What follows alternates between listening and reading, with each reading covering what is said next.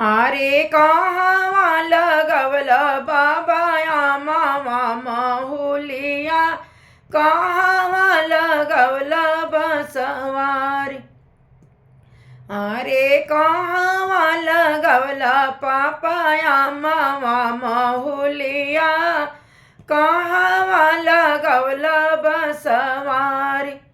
अरे कहवा लगवल चाचा बेला चमेलिया, जे कर शीतली बयार। अरे कहवा लगवल भैया बेला चमेलिया, जे कर शीतली बयार। अरे दुआरा लगवली बेटिया मामा महुलिया, गोयड़ा लगवली बसवार। अरे दुआरा लगवली बेटी मामा महुलिया, गोयड़ा लगवली बसवार।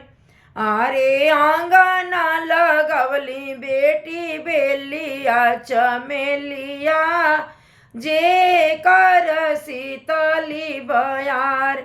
अरे आंगना लगवली बहिना बेलिया चमेलिया, जे कर शीतली बयार।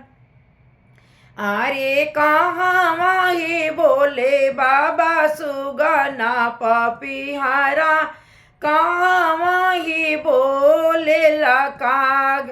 अरे कहवा ही बोले चाचा सुगना परे मना, कहवा ही बोले लकाग।